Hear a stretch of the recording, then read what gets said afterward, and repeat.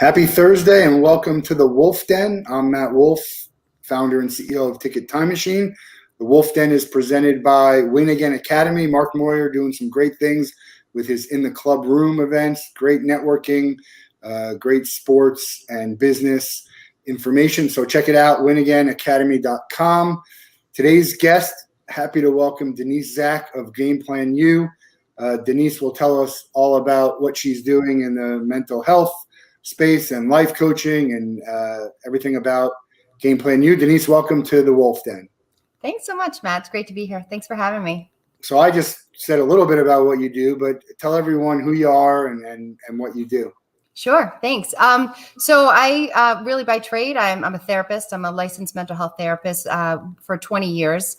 Worked at a university for most of that time and did consulting outside as well. So I worked in that space with students, obviously, with teams and with athletes. I taught yoga.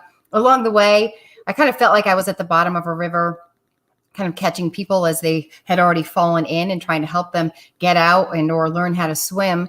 And I felt like more and more students were coming to college with less coping skills and more intense stress and mental health issues. And so I wanted to, in a metaphoric way, kind of go up to the top of the river and see why people were falling in the first place or jumping in.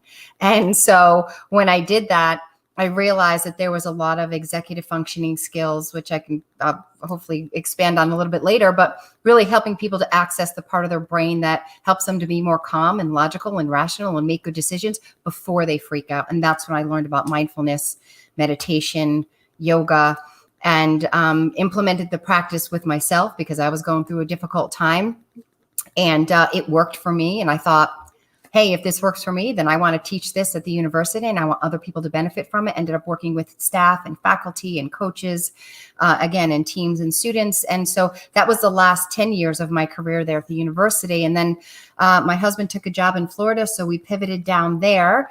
I had no job. And I continued to do some side coaching. I'm certified as a life coach as well. And I loved that, but it was, not really, I needed to do more. I felt like I wanted to do a little bit more. And Rob Thompson reached out to me and asked me to do some mindset stuff with the founders that he was working with at Game Plan U. So I came in one weekend when we could do live events, and he did a virtual pitch weekend, demo pitch weekend.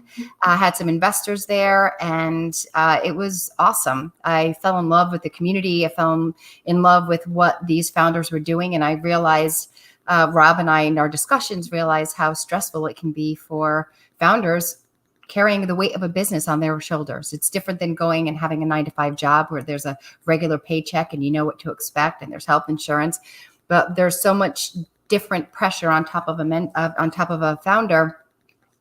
So that's my work with them, is to kind of get into those 6 inches in between their ears and figure out how they're showing up to their day, teach them some of those soft skills, those executive functioning skills that are going to help them to show up in a more productive and effective way. In addition to that, we also have a couple of other, with Game Plan U, we have our executives and residents who they're looking for deal flow. They're mentors. They are executives. They are founders and have had startups themselves. Many have had many successful exits, and they are mentoring our founders. There's a really tight-knit community. We meet on a regular basis. We get to know one another. And then we have career seekers who are students who are looking to grow and expand their career. They know they want to be in sports, but what does that really mean? And how in the heck do you get into it? But there's so many different avenues and ways to do that we offer students an opportunity to work one-on-one with our founders, help them with one-off projects, help them, build their resume and their portfolio. So we have this really neat kind of triad of investors, students, and founders coming together and supporting one another and really growing together. So that's kind of what we do at Game Plan U, and I'm loving the ride. Yeah, I've talked to Rob. Hopefully we'll have Rob in the Wolff Den or on the Wolff Den, whatever. I guess it's on the Wolff Den since it's not an actual Wolff Den, not in the Wolff Den.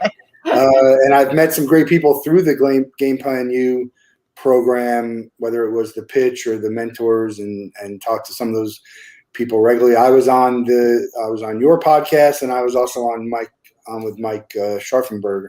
Yeah. So a lot of great things going on there. And we got a couple of regulars here, Brent and Corey, always supporting the show. So we thank you for that.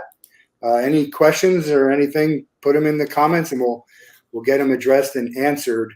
So, obviously mental health is a soft spot for me. I'm a Same Here CEO. At Same Here, 5 and 5 is a big thing for us, meaning everyone has some sort of mental health issue. The belief that keeping things in will obviously fester, right? But the two questions I'll ask you is, where do you see the biggest problem in mental health, and what have the strides been since you first started? So when I say the biggest problem, is it grade school? Is it high school? Is it college? Is it right when you first get out? Is it later in life? I mean, where is the biggest problem? Is it in sports or entertainment? I mean, that's a huge, huge problem. It's obviously it's just more apparent because of their public figures and in the social media age. But there's a story that for every story of an athlete or a singer, there's 1,000 stories of people you've never heard of. Absolutely. And, it's so interesting that you asked this question because of the way that I do my work. I'm always trying to go back to the earliest, and I don't like to dive into people's history as a coach, but I want to know what makes you tick. And if you don't know what makes you tick, then you haven't done enough self-reflection. So for me, when you ask where the biggest problem is, I think it's in our education system because we've never been taught how to take care of our mental health. We've been taught how to, wash your hands and wear a mask to prevent a cold or prevent COVID. But before COVID, it was just get exercise, eat healthy, get good sleep, which those can benefit certainly mental health, but we've not been told at a young age. There was zero curriculum. I think New York State is the first state that just maybe a couple of years ago implemented a mental health curriculum into their school settings. And there is not a mental health curriculum in schools. So you don't know what depression looks like. You don't know what stress or anxiety or eating disorders look like or PTSD looks like. And so the trouble for me is that you've got people that I want to dive in at that age. I want to dive in at that space so a student knows when things aren't going okay in their house. It doesn't mean that they're bad, the family's bad, but life happens. People struggle, families struggle, parents struggle, siblings struggle. And these are the things that you can do to help yourself. When you feel depressed or anxious, you ask for help. You go to someone. You use these strategies to help you get your center. And you help yourself along the way instead of feeling helpless, stuffing things down and not addressing things. Now, by the time someone is in high school, a young adult, they've spent years trying to cope, trying to maybe not even being aware that they have a mental health issue and just feeling like, oh, I'm just moody, or this is just the way that I am, or that's just my personality, or I just have to deal with this because, for athletes or performers, I have to put that first because I can't look weak or I can't look like I have a deficit because no one will take me seriously or I won't be given a shot or an opportunity. I think the same thing happens across the board with professionals, CEOs. No one wants to look weak. No one wants to look like there's something wrong with them. And in our society, unfortunately, there is a stereotype that if you have a mental illness, you are weak and there is something wrong with you. Now, do I think things are changing? Sure. Especially during COVID, I think mental health issues have come to the surface and they're kind of floating to the top in terms of importance and people paying attention to them, though there is still an incredible stigma to them and people acknowledging it or even, reaching out for any kind of help, but also just the perception of what mental health looks like. Someone is dangerous and how it's reported in the news and things of that nature. So I think we are making strides. I think, I've seen health commercials, health insurance commercials that talk about asking for help for physical stuff, but also don't be afraid to ask if you have some emotional things going on. I think one of the Jonas Brothers does a health insurance commercial. And I was like, oh, he does a diabetes. Maybe the one I'm thinking of is a diabetes commercial. It's a really weird. It's like you can test your diabetes without sticking yourself. I think that's one of the Jonas Brothers. That's the one. Yeah. So maybe he's lined up with an insurance company, Yeah, because he also did one about, asking for help for mental health issues as well as physical issues, like don't hide it. So I think there's a ton of work to be done, but I do think the generation growing up now is much more open to accessing services than any other generation before. And so that to me feels hopeful, but in my opinion, it's never enough. I mean, it's kind of like sex ed. Like, it should just be a part of the curriculum. I can tell you many classes. I don't even remember them, so that tells you all you need to know. Many classes I've taken that would have been better suited for a psychology and a mental health. And I took psychology, but it didn't. Even the psychology classes, which I found fascinating because I was in small groups and we had discussions, didn't really tackle mental health. It's more of like the profession and like such a surface discussion. Yeah. So I think, getting it in the education system is huge. I don't see why that should be a big problem, but I know there's infrastructure and, powers that be. Money, I'm sure, is a factor. So hopefully we'll see some more strides. I know Eric at Same Here is doing some great things, and there's a lot. I'm on LinkedIn, I see a lot of people like yourself and Malcolm Lemons, all with great programs to address mental health. And unfortunately, it takes these incidents to bring it to the forefront, like Megan saying she was suicidal and someone taking their life.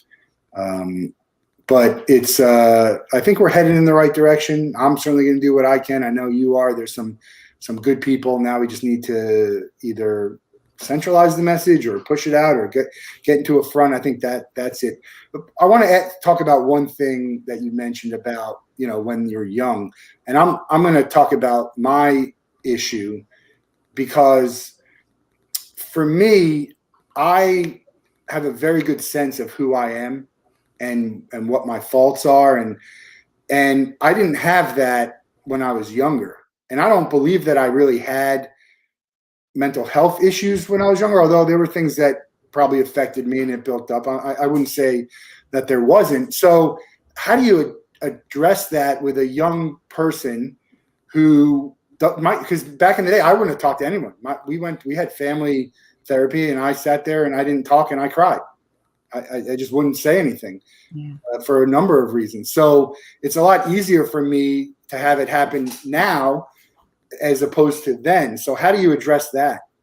Yeah, that's a tough one too, because, someone has to be ready for therapy. And if they're not ready, it's not going to be effective. And they may even go, like you said, you were in the room, but you didn't participate because you were either intimidated or you didn't even know what the heck your feelings were all about. And you felt lost in that process.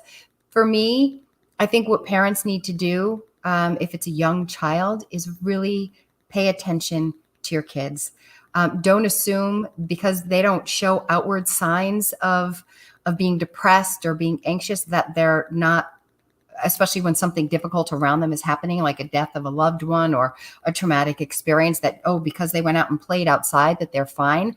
Their brains are processing. And pay attention to the language they use, pay attention to how they play, pay attention to the shifts and fluctuations and how they operate in school. And then my thing is, if you can't get them to a therapist and they're not talking to you, is there anyone? Is there a pastor? Is there a coach? Is there a mentor? Is there an aunt or an uncle? Someone that you trust that might be able to just help them, even if they just say, well, let's draw like what you're feeling today, like, oh, sometimes when I'm upset, I just want to take a black marker and, whatever it is, just try to find someone who that child can trust to kind of dive in and be a support for them at the end of the day. And also acknowledge it. I think a lot of times parents don't want to acknowledge that something's wrong.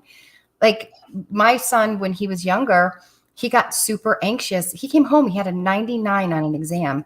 He was in 3rd grade. He was crying hysterically. And I was like, well, what's the matter? And he was like, I got it wrong. And I said, oh my gosh, all right, something's happening in his little brain. As a trained therapist, I knew something was going on. I'm like, Ben, like It's okay to get something wrong. So I did this thing with him. I said, I want you to go in. I want you to raise your hand this week. And I want you to get at least 3 things wrong. I want you to raise your hand when you don't know the answer. When you come home, if you do that, I'll give you a lollipop. So I was rewarding him for learning how to fail, because you need to learn how to fail and you need to get things wrong. So I think it's important for parents to acknowledge what's going on and say, hey, it looks to me like you're struggling. I know it's hard. Let's have a hug. Get a book. You know, there's books. There's so many books now. When I was younger, they didn't have them, but they have so many books now where it talks about mental health, where it talks about normalizing emotions and normalizing struggles. And that's so important for our youth to see. So as a parent, you can get a book and just read a book to them and help them kind of sort through some things. So I think there's lots of little things that you can do to help a younger person out. I used to cry when I get a 99, but that was for different reasons. Okay. Yeah, I didn't get too many of them. I was more of I talked about this. I'm much more of a street smart person than I was a book smart person. Gotcha. Speaking of books, and my feeling is that a lot of books just, again, they're surface stuff. They're very cliche. They're very generalized and not just mental health. It's a lot of different things. So reading that might not speak to me, because you could say, that's not me. I don't have that problem. Or so I think also getting into that specific conversation about what's going on with you, and to this day I don't really understand what happened to me, and why I went through what I went through. I have a feeling about it could have been certain things, but who knows really. I didn't need help, and that's the thing I knew, which is really the most important thing. Yeah, no, I agree. And this, I just finished my first book. It probably will be my only book, because it took me a long time, but who knows? I can't say that for sure. But it's a workbook actually, and it's an 8-week program that I developed when I was at the university, because this is the process that I went through when I was learning meditation and mindfulness. And I learned what helped me and what helped me understand my stuff so that I could own it, so that I could then do something about it, as opposed to feeling like life was happening to me. So I actually wrote a book. I wrote a workbook. It just got done at the editor, and I'm super excited about it. It should hopefully be published. I'm finding self-publishers now, just kind of working with a couple of agencies, companies trying to figure out where the best place for it to land would be. But to your point, Matt, I walk people through very specific steps. This is, if you can kind of understand what your triggers are, 99% of the time when you get triggered in the moment, you're usually, when anyone says they're triggered, it's usually not because of the moment. It's because of some old programming that you have. It's some old thought pattern, belief that you have, that you've had since you were maybe 4, 5, 10, 15 years old. So we all have experiences in our life that shape the way that our brain is developed. And I want people to understand that. So I know when I drive and I get aggravated because somebody cut me off, I know exactly why I get aggravated. Because when people say, oh, well, the person's a jerk because they cut you off. Well, every single person who gets cut off doesn't have the same reaction I have. So my reaction is mine, and it's there for a reason. I know what it is. So I've done my reflective work. So when someone cuts me off now, I can say, you know what? That's not the old stuff. I don't need to react to this. The person cut me off.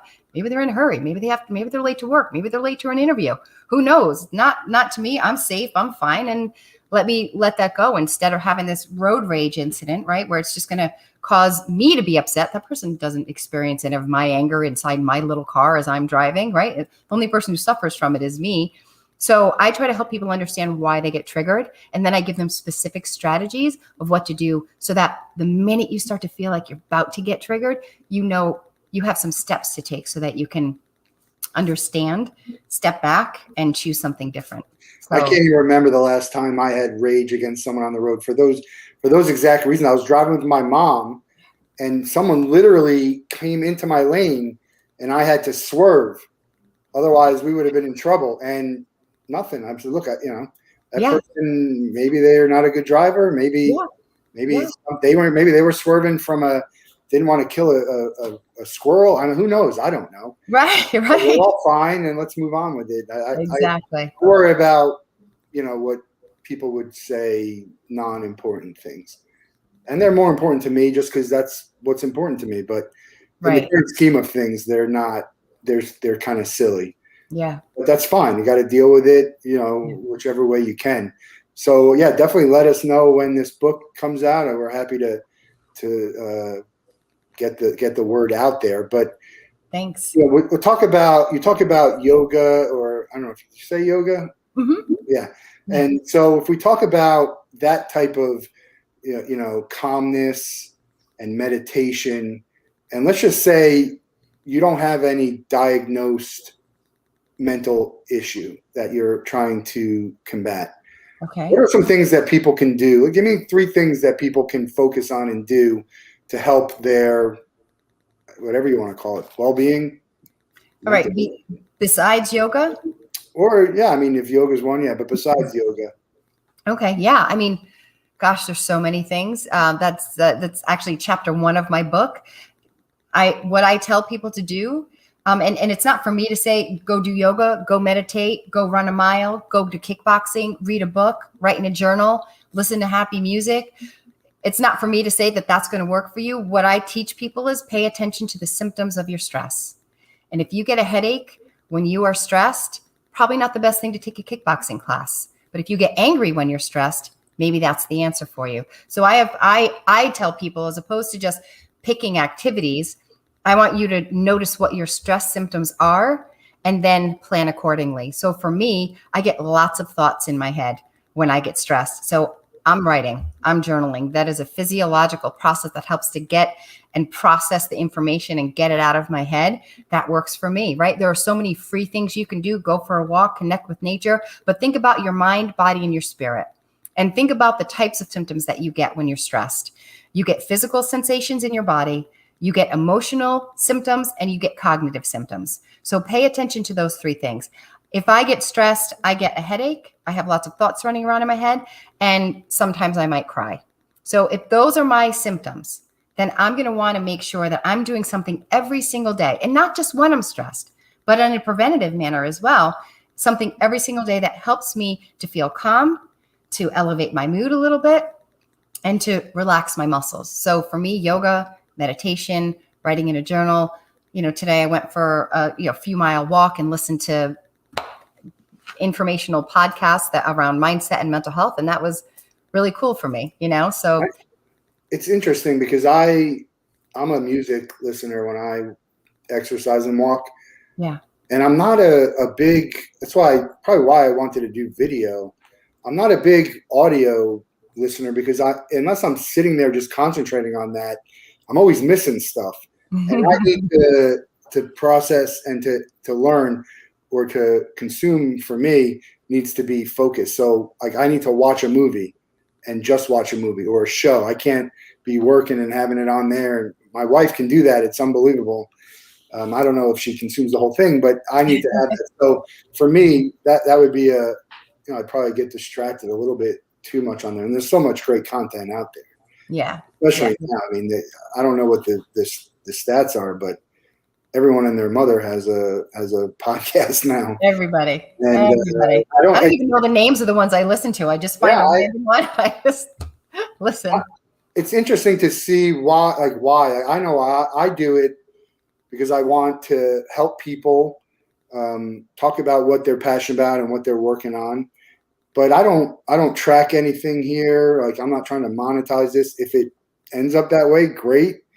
I try and do some work on it. I hope to have an intern who can kind of help me make it better to get it out to people. So someone can say, hey, Denise talked about her workbook at minute 13. Right. So because I don't have the technology and the time or the money to just split that up for you and say, here's a bit, which is good. Alex Sinatra, who is a guest on ours, she does a great job with that in her podcast of splitting it up because there's so many good pieces. Not to say you shouldn't listen to the whole thing, but I can go back and listen to this thing. And I'll be like, man, she had like these 3 little clips that if you only listen to those 3 clips, it'll be nuggets, good, it'll be good for you. Yeah. And there's so many dropping the knowledge, the nuggets of knowledge. Yeah. how long ago did you get into the yoga and the meditation? And Yeah, it was 2011 is when I was doing yoga before that.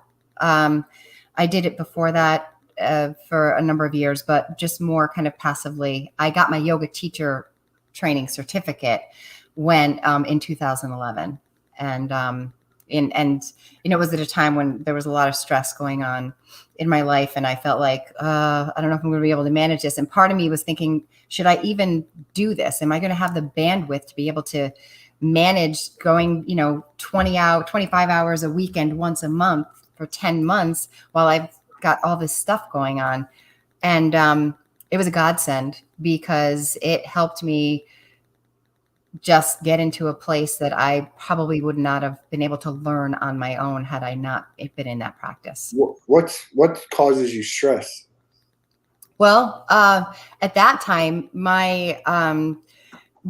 it was a situational thing. My husband was diagnosed with stage 4 colon cancer, and he had a 1% chance of survival. And my father was dying from heart disease, from heart failure. And so they were both sick at the same time in intensive care at the same time. My dad was in Florida. My husband was up here. Probably and then there was, some other stuff going on that at work that was really, really stressful. But it was really that feeling like I didn't have any control over anything in my life. And that I was just kind of floating around with all of this stuff happening. And I didn't understand why when I left yoga, I felt better. I was like, I shouldn't feel better right now. I shouldn't feel good right now. And because of that, I started doing research about what happens in the brain when you meditate and when you practice yoga. And then that was it. That was all I needed, was to understand what parts of the brain get activated. And it's this prefrontal cortex, right? And there's a vagus nerve in the middle of your prefrontal cortex that streams all the way down into your belly, and it's responsible for rest and digest. It gets activated when you practice yoga, when you practice any type of meditative or mindful activity. And so that for me was my answer. And I just started meditating every day and practicing yoga and then teaching yoga. And have you ever done goat yoga? I've never done goat yoga. I'm not, maybe it's wonderful. I just don't know. I don't know. I'm sure it's fabulous, but it's just not something I've been drawn to. Yeah.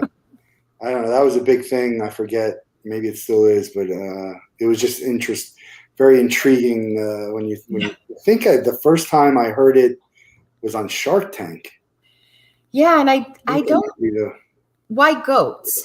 Why not puppy yoga? I don't know. Like, I'm just curious about why the goats, if there's something spiritual about them or calming. I have no idea. If you start puppy yoga, you will get people to join you. So I think so. Especially on Zoom. They don't even need to That's the best part about puppy yoga, is they don't have to worry about them getting distracted with the other puppies. Right. You know who Michael Fronte is? No. He's a singer, but he's really big into yoga and meditation. You should definitely look him up. Corey, if he's listening, Corey is friends with Michael and his band. I got introduced to him on the Rock Boat, which is a music cruise, but he would lead yoga in the morning and he'd be singing, but he'd be leading it, and it would get a lot of people there, mostly because it was him, but a lot of people loved it. Yeah. A lot of people who did yoga is like, yes, I would like to have. He has a retreat thing, a yoga retreat in Bali. He has a property in Bali. Have you ever been on a yoga retreat? I have not. I've been to Costa Rica and did yoga in Costa Rica, but it is on my bucket list to actually do a retreat. Once the book is out, I want to go to Kripalu in the Northeast and do a weekend there. It's on my bucket list. And then I would love to do a Hawaiian or Indonesian retreat somewhere. I'll send you the information. I think you would enjoy. All right, cool. His stuff, maybe his music too, but his yoga stuff is good. When we talk about stress, I am, as I mentioned before, things I get upset about. I have very little stress in my life. I don't worry about a lot of things, mostly because I can't control them. but then worry about silly things. Like I used to worry about, girls and dating, and I worry about the Gators too much. But there's two kind of areas here. When we talked about what made you stressful, think about who wouldn't be stressed out about that, right? It's like stuff that's not unique to you. Everyone would be stressed out about that. And then stuff that might be unique to you, like, my I don't know, my shirts are out of order, or whatever it is. So in your eyes, can you treat it the same? Do you have to treat it differently? I mean, is it a difference between, and I try not to use the word depressed anymore unless it's really because, there's a big difference between being depressed or being down or sad or having a moment. So, how do you view those two things? That, like, look, anyone who was in the spot you would be in would be in a situation, call it whatever you want. Yeah. There'd be some emotions and thoughts and issues. Yeah, no, absolutely. What I experienced was situational stress and anxiety, right? And so it wasn't an organic kind of existential crisis. It wasn't that something happened inside of my brain where the neurotransmitters got kind of whacked out and were misaligned. And it was more, this is happening over there, and I'm feeling the impact of it. That being said, therapy is important. You have to, for me, I'm a therapist, but I knew I needed someone outside of my family who was not connected to me to talk about it. So the treatment can look very similar. The way you talk about it, it's going to be different, but the strategies can be very similar. I mean, a coping mechanism, a self-help strategy is a self-help strategy. So whatever you decide works for you, you're going to work through. But if someone's having an existential crisis and really doesn't know where those feelings are coming from, and they're just feeling lost and they're feeling helpless and hopeless, that's a different kind of discussion that you're going to be having in terms of helping that person to understand and cope and deal with it. Again, some of the self-help strategies could be similar, but how you talk about it is, as a therapist, going to be different for sure. So I certainly always recommend therapy. I just think having someone who's not invested in your well-being, I know that sounds counterintuitive, but if someone is super invested in your well-being, they're going to want you to get better quick. They're not going to have the same level of, maybe they'll have all the patience in the world, but they're going to want you to get better faster, and they're going to want you to. And at sometimes our friends, our family, they get tired of us being depressed or being stressed or being anxious. Your therapist isn't going to get tired of you being stressed or depressed or anxious. That's their job. They understand it. They get it. They're walking alongside you in that process. And that's their goal, is to help you kind of work through it in whatever way is going to be best for you. So, yeah.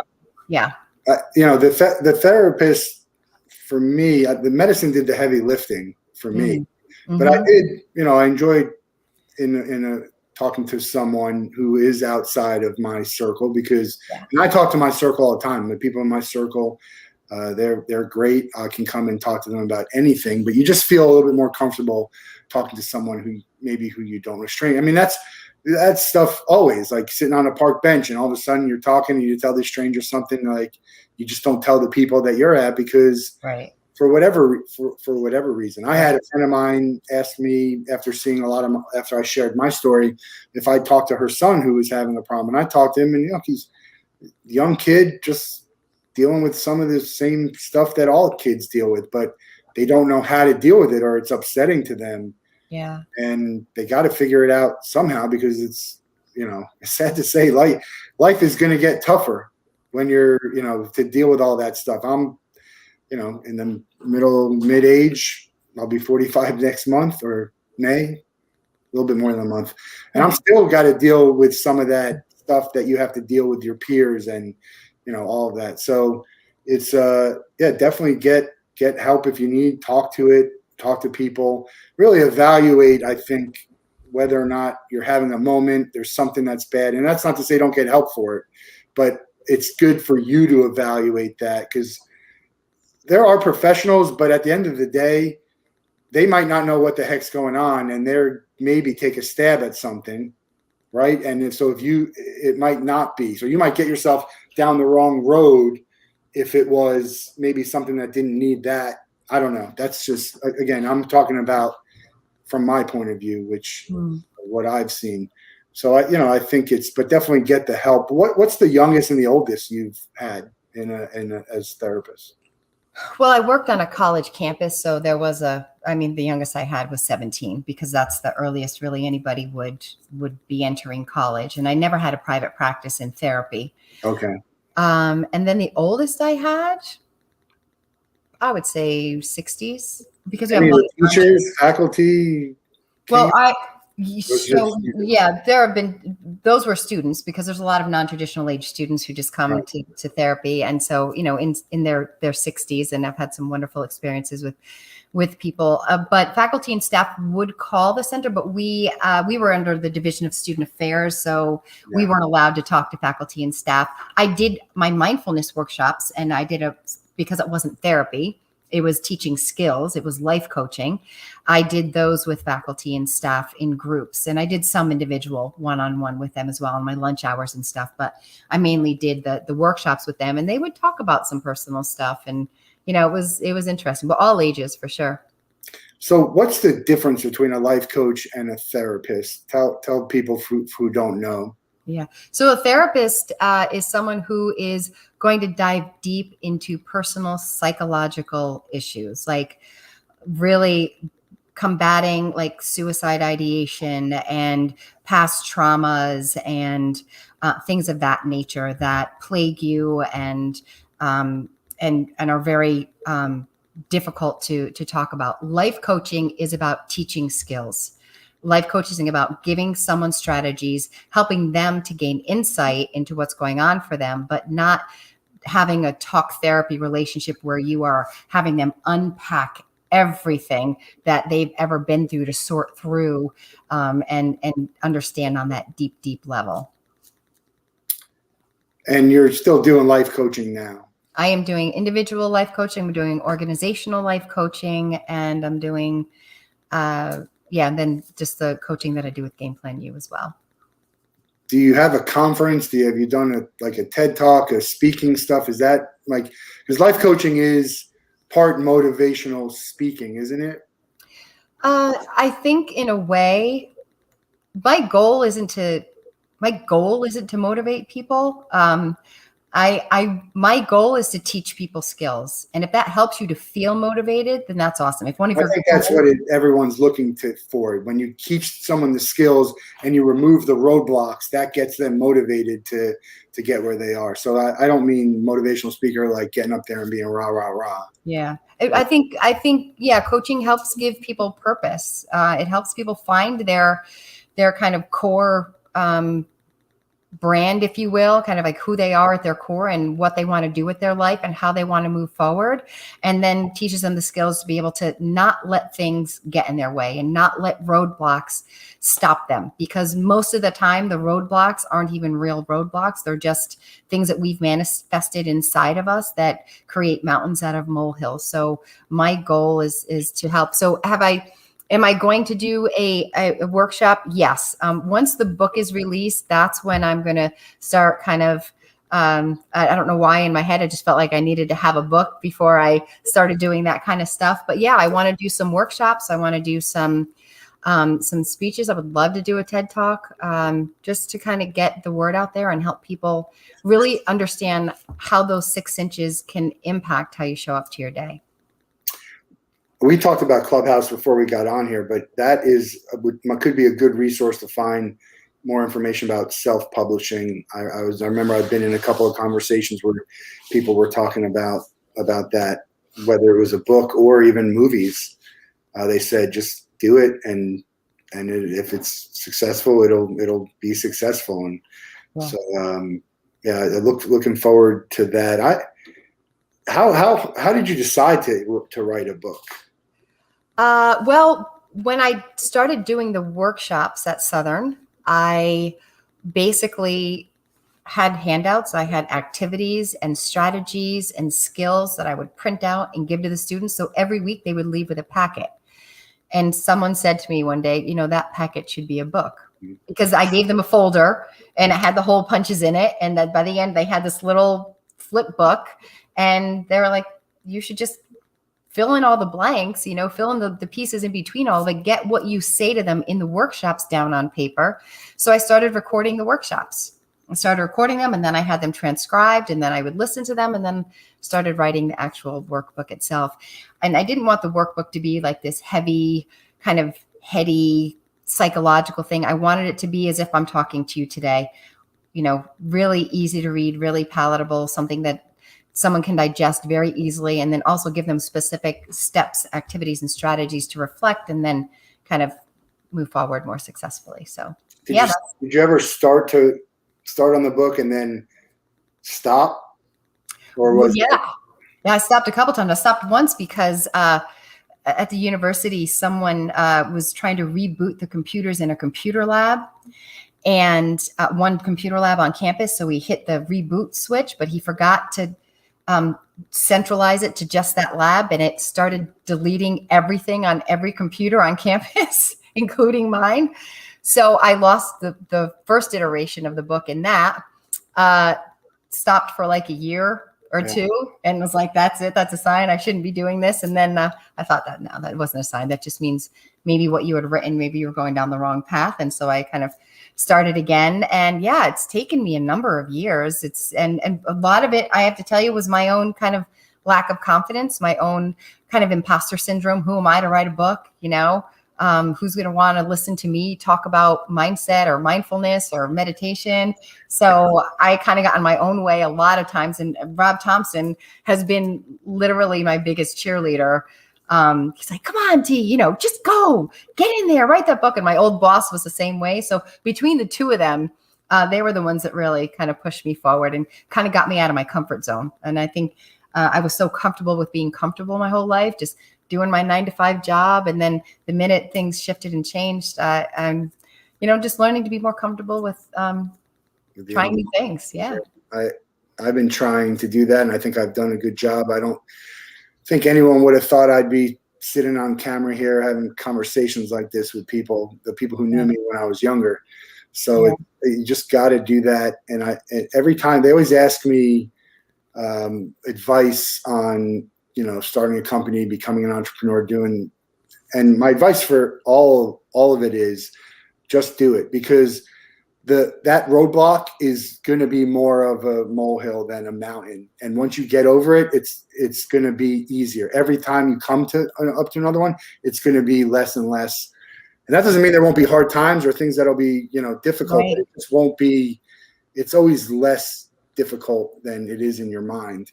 Yeah. And I've had a lot of things in my life that I've stopped because of that. And those are some of the things I regret. And the interesting thing about Ticket Time Machine and everything I do now is just I'm like full speed ahead. Maybe I'm taking on too much. I don't know. I have an idea. I'm like, I got to do it, and I'm going to do it. Yeah. And I'm either going to be a success at it, or it's going to be apparent that I shouldn't be doing it. But one way or another, I'll get to that point. Mm-hmm. So it's really good. And people have all these things. If you can clear those roadblocks for people and get encourage them. I'm stubborn myself, so I'm guilty of it. But I talk to some of my friends who I say, why don't you do this? Why don't you do that? And they're like, yeah, maybe, and I do say some of the same things when they ask. Some of it because I don't think it's the right idea, and some of it maybe it's lacking self-confidence, or who wants to. I have a friend who wants to buy my photos. I'm like, your photos are incredible, but that's all subjective anyway. Who cares? You just need one person to want to buy this one photo or this artwork. Right. Have you seen? I'm a big art fan, but not a big of like your traditional art. Like some of that stuff. I watched the documentary about I Made You Look. Have you seen that on Netflix? It's really great. I'm like, someone paid $8 million for that thing? Yeah. It's a joke, like, my 6-year-old niece can take paint and do this, but like the banana mask, the banana duct tape to the wall. Right. For like how many million? I was like, exactly. So it's funny, and my mom talks about wanting to write a book, and I said, who wants to read the book of your life in a joking way, but I said, look, if you want to do it, then just do it.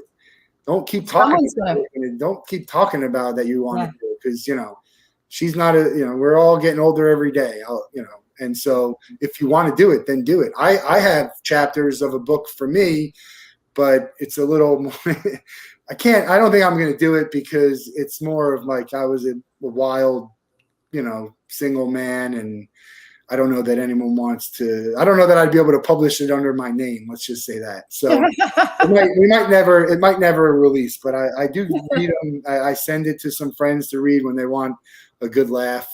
There was a book called I Hope They Serve Beer in Hell. And it was a guy who was on MTV. He was a real, I'm not even going to say the word for it, this guy, I mean, I think he was so full of it in his book, but it became a big thing. I think they either did a movie or like a TV show off of it.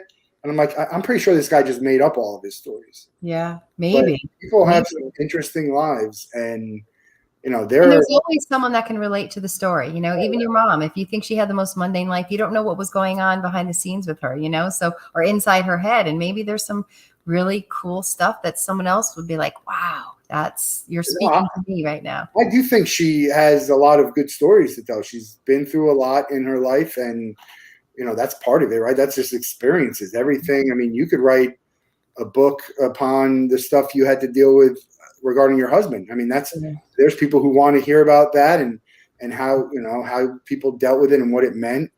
We had TJ Nelligan on. Excuse me. We had TJ Nelligan on. He had a book called Live Like Sean. He has a son who was special needs. And, a lot of it had to do with his interaction with his son and about his son. But, people want to hear that, because they want to feel that they're not alone in what they're going through. And we do a Learning LinkedIn series for Open to Work to try and help, bless you, Sorry, try and help people find jobs. And one of the biggest things we do is just be encouraging to them, and just have other people come on and say, hey, I've had to deal with this, this, and this. And, so when you feel like you're not alone, like, again, we talked about something that's not unique to you. Right. I think it's maybe gives you a little bit better sense of survival, or like, I'm going to be okay with this. I can get through this. And that's what we try. And that's why people need cheerleaders. Yeah. Well, and really one of the most basic human needs is belonging, right? It is so core and central to human well-being.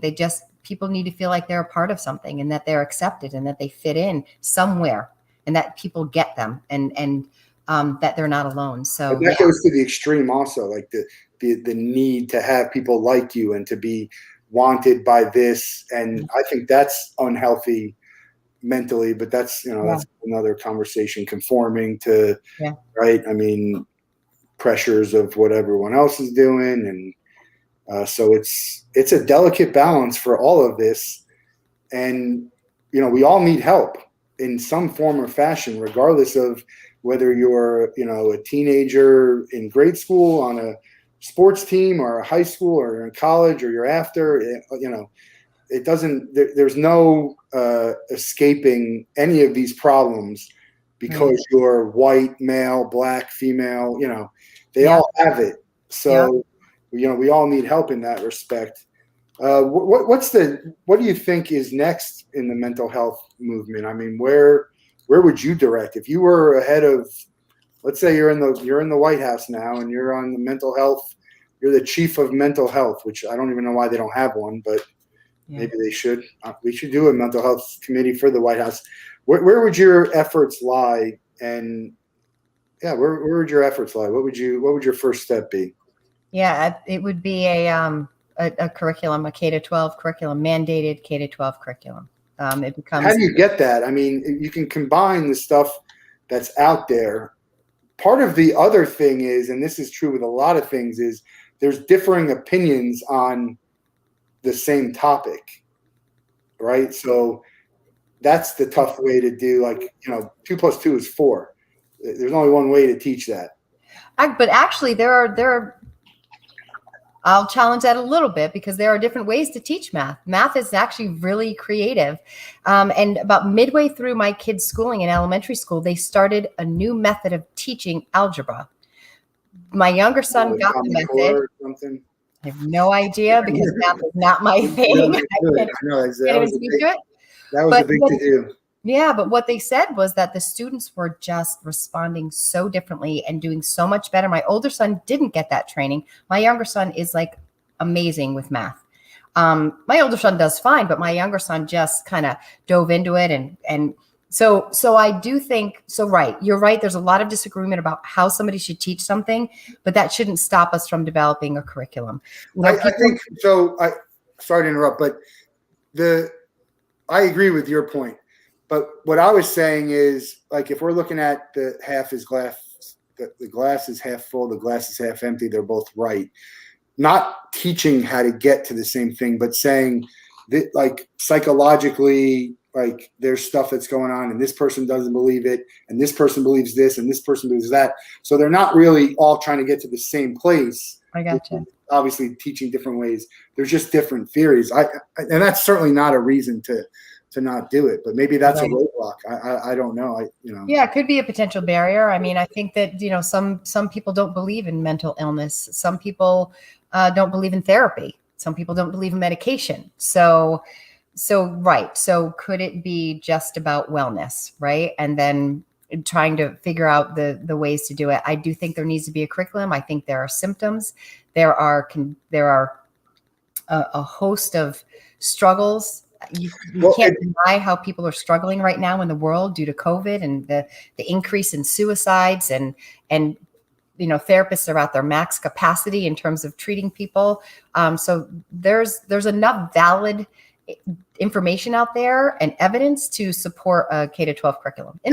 And you said it to wellness. I don't even think you need to go there. You can call it mental health because mental health is not a disease. It's just right. So there are diseases with regards to mental health, but mental health itself is not a disease. And I mean, I could say the same thing everyone does. If you break your arm, you go see a doctor. It's all cliche, but it's all true. Yeah. So calling it a mental health curriculum would be fine, but people will turn it to that, right? Of course. And I used to think, seeing people on the street or in the facilities, that was mental health to me. Like, if you had a mental health problem, that's where you went, or that's what it looked like. And now, it doesn't. It looks like this. Yeah. It looks like you, and it looks like everyone, because, everyone's fighting, a demon no one knows about, all, the same stuff. But there's a reason why these, we say this stuff. It's for people to understand it. But I agree to your point. Like, there's people who don't believe in racism and global health, global warming. So that's probably a part, to get the right people to say, yes, we're going to do this. Right. Just like putting, I don't know, there's certain things that they don't want in the curriculum for kids, which is kind of education. And the parents don't, either they're too close to the situation or they don't have the right skills to deal with it. Same with the police who are being called upon, right? I mean, again, that's a whole nother conversation we could have, but generally the people who are responsible for the well-being of your mental health are not really qualified to do that. Right. Well, and a lot of times the reason why the child is dealing with mental health issues because there are things going on in the home. Yeah. Many times parents don't want that to come to light because they're embarrassed, there's stigma, there's abuse or whatever it is. Husband, wife, all of that, teacher, student, coach.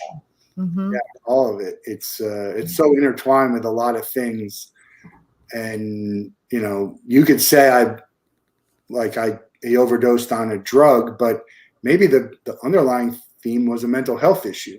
Right. So it's like, did he die because he?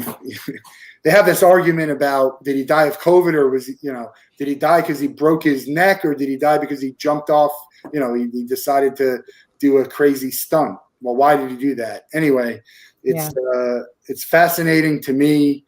I love having the conversation because I think it's taking a step, small steps, but every step we can take to have this conversation.